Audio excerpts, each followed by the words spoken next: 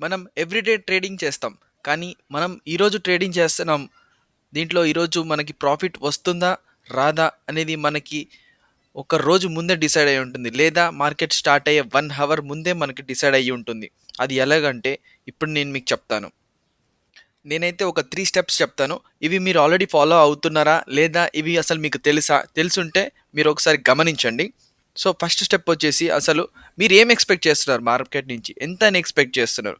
ఈరోజు నేను ట్రేడింగ్ చేస్తున్నానంటే ఒక 50%, 60, 70 ఇలా ఎక్స్‌పెక్ట్ చేస్తున్నారా? ఇంత రిటర్న్ వస్తుందని ఆశపడుతున్నారా? అసలు మార్కెట్ నుంచి మీరు ఏం ఎక్స్‌పెక్ట్ చేస్తున్నారో మీకు ఒక క్లారిటీ ఉండాలి. ఇప్పుడు మీరు 50% ఎక్స్‌పెక్ట్ చేస్తున్నారంటే, అంటే ఇయర్‌లీ 12%, 10% కోసం మ్యూచువల్ ఫండ్స్ ఏసేవాళ్ళు పిచ్చోళ్ళా? ఇంత ఈజీగా రిటర్న్స్ వస్తాయని మీరు ఎక్స్‌పెక్ట్ చేస్తున్నారా మార్కెట్ నుంచి? సో, ఇక్కడ మన ఫస్ట్ పాయింట్ వచ్చేసి మార్కెట్‌ని చూసే మన విధానం. అసలు మనం మార్కెట్ నుంచి ఎంత ఎక్స్‌పెక్ట్ చేస్తున్నాం? అసలు మార్కెట్ ఎంత ఇవ్వగలదు? ఎంత తీసుకోగలదు? పోతే ఎంత? వస్తే ఎంత? అనే ఒక అవగాహన మనకి బేసిక్ ఒక కామన్ సెన్స్ ఉండాలి. సెకండ్ పాయింట్, ఇది చాలా ఇంపార్టెంట్. ఇది మీకు అస్సలు చాలా బేసిక్ అనిపించచ్చు. కానీ ఇది యూజ్ చేయడం వల్ల అసలు ఇది గమనించడం వల్ల మీకు ఎంత అంటే చాలా భయంకరమైన నాలెడ్జ్ మీరైతే పొందుతారు చార్ట్స్ పైన. జస్ట్ ఒక బేసిక్ పాయింట్ ఇది. స్మాల్ బేబీ స్టెప్స్ అంటే అసలు నిన్న ఏం జరిగింది మార్కెట్‌లో అనేది మీకు ఈరోజు ట్రేడింగ్ చేసే ముందు మీకు తెలియాలి. నిన్న ఏం జరిగింది అనేది ఎలా తెలుసుకోవాలంటే జస్ట్ ఒక క్వెషన్ అడుగుతా. నిన్న ఆఫ్టర్‌నూన్ మీరు ఏం కర్రీ తిన్నారో అది మీకు ఇప్పుడు కూడా గుర్తుండదు. అంటే మాక్సిమం ఎవరికీ గుర్తుండదు.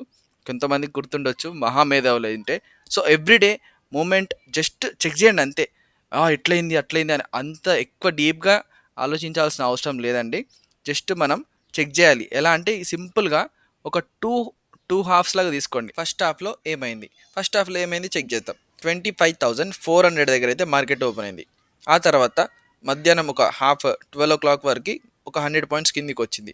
తర్వాత ఏమైందండి? ఒక 50 పాయింట్స్ పైకెళ్ళింది. అంటే ఫస్ట్ హాఫ్‌లో 100 పాయింట్స్ కిందికొచ్చింది. సెకండ్ హాఫ్‌లో కన్సాలిడేషన్ అవుతూ ఒక 50 పాయింట్స్ రేంజ్‌లో పైకెళ్ళి క్లోజ్ అయింది. అంటే ఓవరాల్‌గా ఒక 150 పాయింట్స్ మార్కెట్ మూవ్‌మెంట్ ఇచ్చిందని మనం ఈరోజు అనుకోవాలి. అంటే చూసినాం గదా!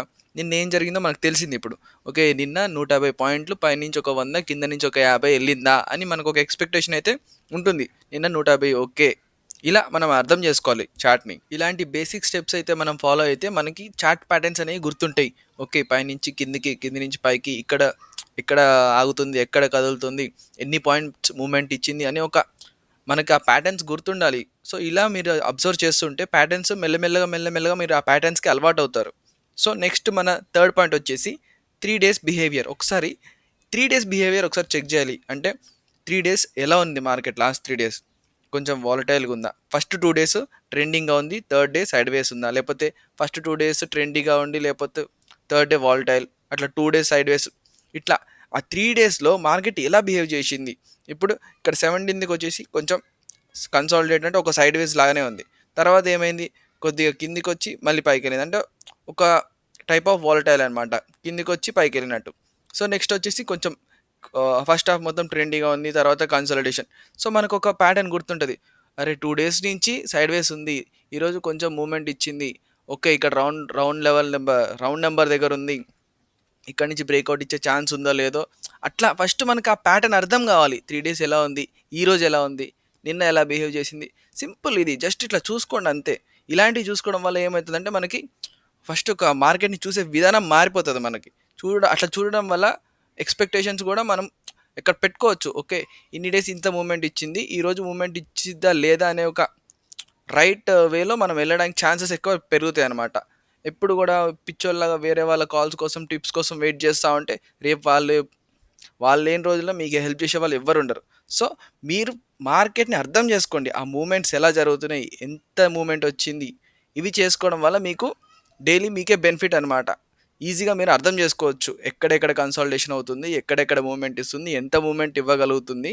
ఒక స్ట్రక్చర్‌ని మీ మైండ్‌లో మీకు ఆటోమేటిక్‌గా క్రియేట్ అయ్యేదానికి ఇది హెల్ప్ చేస్తుంది. సో, ఇవండి ఈ 3 పాయింట్స్. ఫస్ట్ పాయింట్ మన ఎక్స్‌పెక్టేషన్స్ ఏంటి? ఎంత రిస్క్ ఉంటుంది అనేది మనం తెలుసుకోవాలి.